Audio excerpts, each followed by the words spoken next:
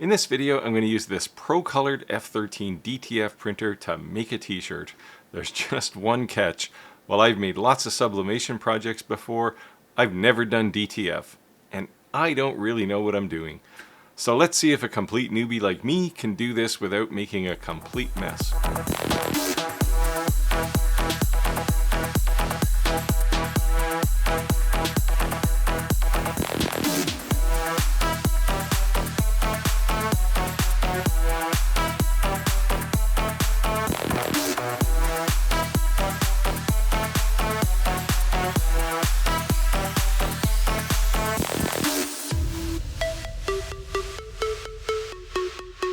Well, that was pretty easy.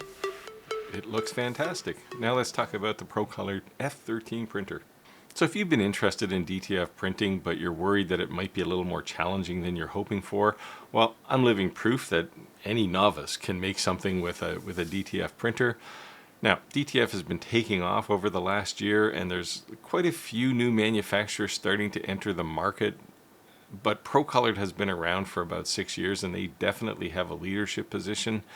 They offer several models from basic capabilities for a novice like I am, but they also scale up to business models where you can put it to work and have it be a real money maker.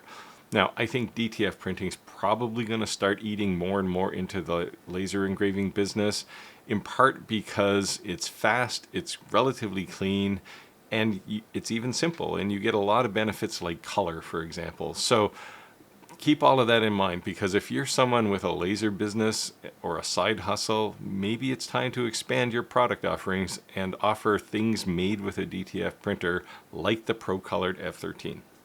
So setting up the F13 is like setting up any inkjet printer, but it comes in this really impressive footlocker sized box, and when you open it up you'll see it's packed really well. On top I have the version with the oven, but you want to take that out, and then you also want to take out this accessory box because it has the tools, and put your printer up on a table or a workbench, and you'll see that yellow label. That points to this yellow bracket that you need to remove. It holds the print head in place during shipping. So take that out, pull that yellow label off, and you're pretty much ready to go on the printer. Now you do have to put on the film handling at the back. There's 2 screws on each side to hold these brackets in place, and pull out the film. And there's the plugs that you can put in the ends that are held there by that metal rod that goes across the bracket. So put that in. You have to loosen a couple of screws and slide that rod in, and then tighten the screws back up. And the film's pretty much ready to go at this point, so you can drop it up on top of the printer, and it just drops in place there. It's on bearings. Next, you have to fill all the ink bottles inside the printer, and it's really just a case of matching the color of the ink in the bottle with the label. And then you have to use one of the provided syringes to suck ink through all of the tubing and up into the cartridge to make sure there's no air bubbles and whatnot in there. So you actually want to suck it up and then suck a little bit into the syringe itself. And then finally you have to install the software. You have to install this dongle, which annoys me, and you have to install the software. Now, I'll point out a couple of things about this. First of all, dongles. I'm not sure why they need this dongle. It somehow locks their ProRip software to your computer, but really it's the new millennium. I think dongles kind of went out with ancient copy protection, so I really don't think they should provide that. It just really complicates things. I wasn't able to run my computer, which is normally available remotely to me. I wasn't able to run it because when I was running remotely, for some reason it couldn't find the dongle, and it just annoyed me because I had to set up a keyboard and a monitor on a computer that's normally in behind a printer. We're pretty much ready to go to start using this printer. It's all inked up, it's ready to go. I've got the software installed on my computer, and all I really have to do is run the ProRip software, and at this point I can just load an image. In this case I loaded my logo. Now my logo is huge when I store it on disk, so I'm going to shrink it down to a couple of inches. And at this point I can then, if I want to do things like have multiple copies, either a number specifically or a whole page, I can do that. I'm just going to do one here though, and really all you have to do is hit the rip button and it'll go off and load it to the printer, and at that point the printer will accept the file and get itself ready to go and start printing. Now I'm showing you the job here about kind of midway through, and you can see it prints the underlying label first, and then followed behind it is the white color, because I'm printing the white backing here. And when it's done, it just spits it out of the printer. Now there's two buttons on the left side of the printer that you can use to roll in and out the film, and you can use this nice cutter to cut things out, and you can see the output here looks remarkable. Now don't touch it at this point because the ink is still wet.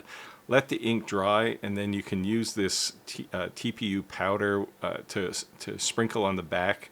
This actually forms an adhesion when you press this on, and you can see once I spread it on, it's kind of grainy on the back. I'll put it in the oven, and you can see it's 130 degrees Celsius for 200 seconds. I won't show you that whole thing because it's basically a counter ticking down. They give you this little suction cup thing to pull things off because that bed is actually pretty hot. And when you're finished, you can see the back of the image is now kind of ripply. It's like it's got glue on the back, and you can then take it and heat press it onto pretty much anything that will hold a DTF print. Now, this shirt was the first thing I did. That was the second print. I've printed a whole bunch of things. And I'll start with the obvious here with clothing, t-shirts, any kind of cloth really. You can press one of these prints onto. And t-shirts are the obvious one. Now, political t-shirts are always popular, so I made a few of those and showed them to some people, and people already want these things. Now, if you're Canadian and you want one of these, just send me an email and I can set you up with something. But I made a few of these for a couple of different reasons. This is a very big, solid logo, and I wanted to make sure that worked well. And of course, there's some battle cries here for political things. I don't care about the politics. What I care about is people want them, and I can make money. So I think that was good. I took one of my logos and I pressed it onto a shirt and then washed and dried it just to see how it was going to survive. It came out perfect, basically. And then I took my favorite laser guy and I put him on a shirt. Now, if that's all I was doing, I wouldn't be all that interested in DTF. So I took one of these logos and I pressed it onto a sheet of plywood, and it stuck like you wouldn't believe. Now, you will see a bit of glue run out around the edges there, and I'd like to play with this a bit more to see if I can do glue with get it pressed on without that. I also ship a lot of things, so I pressed my logo onto a box here. And this is actually cheaper than buying logoed printed boxes. So I'll probably do a lot more of that. I made some hats. Now, my hat press isn't all that great, so you'll see the output there was a little ripply. And for those who don't think I like coasters, I made a coaster here. And as I mentioned at the beginning of this video, I think DTF printers are going to start nibbling into the laser engraving market. And I don't care how good your laser is. If you make a coaster with a laser, that colored coaster is going to blow it away. So I think you can get a little more of a premium for those. Now, I also had a failure. I tried to put my logo on a mug, and it went on fine, but it peeled off really easily. And then I noticed that I had this rubbery logo sticker. It wasn't actually sticky on the back, but what I thought it might be good for is like a static sticker. So I actually stuck it on the Procolored printer, and it was pretty difficult to get it off. It's just stuck there with static cling essentially. And if you wanted to put these in like windows or car, on the back of your car for some reason, you could also do that. And that was a happy accident. Sometimes when you have a failure, you get a much better output, or a better output than you expected. So all in all, I'm pretty impressed with this Procolored F13. DTF is just so cool. It's coming on strong, and I think Procolored did a great job of getting a printer to a newbie like me that I can still use. It was definitely much easier than I thought it was going to be. I thought DTF was some kind of black art until I played with this, and within 5-10 minutes I was making this t-shirt, this very t-shirt right here, and I was so impressed. The output quality is excellent at 1440 by 1440 dots per inch. The detail is just remarkable. And the last I'll say on the pro side here, this is literally a business in waiting. I was shocked when I showed people, especially political t-shirts. They immediately said, how do I get one of those? And I think if I really just wanted to be in the t-shirt business, I could probably do that. So, you know, if that's your goal, definitely this is one way to do it. But I looked at it more from a maker side, specifically around some of the things we talk about on this channel on a more regular basis. So if I have a laser engraving project or a laser cutting project, maybe I'm making a box, I can then press some design on the box using a DTF printer like the F13 and get just fantastic looking products that use multiple tools. Now on the con side, there were a couple of things I was a little less happy about. Something to be aware of with DTF printers in general. There's a lot of consumables, you use a lot of ink, and the ink, be warned, the ink for DTF printers is not cheap if you buy high quality ink. And especially the white, but if you're buying either a single color like white or the full set, you're going to be shocked at how expensive it is. Now, I printed quite a few things, probably 10 times as much stuff as I showed you in this video, and I barely saw the colors move. I did use a lot of white because it's in the back of everything I did, and I did see that one move, but it's only down, I don't know, a tenth of what it was when it was full. So it definitely goes a long way, but when you do have to buy ink, it's going to be pricey. And last on the list here, the DTF printers require regular maintenance. You'd have to clean them on a regular basis because the ink gets everywhere.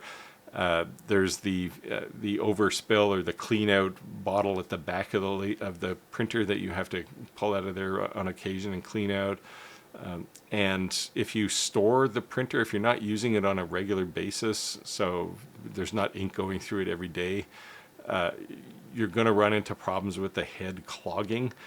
And that means you either have to keep it running and just clean the head every day, in which case you're wasting ink, or you can use something like their vacation kit, and you can replace all the cartridges inside the printer with those and fill them with their cleaning solution and store it that way. And that would be more my use case because I don't print every single day. And, you know, I might print a batch of t-shirts and then in a month I might print some more. So in between that, I can actually preserve it with, you know, vacation mode and store it on a shelf somewhere until I need it, and that's encouraging. Anyway, I'll put an affiliate link in the description down below if you're interested in buying one of these. And again, I think it's a tool I didn't expect I would love, but I love it. Use that link. It will help out the channel, and I would appreciate that. And I will wind down here and say, you know, go get one of these printers and get out there and make your world, and I'll see you next time.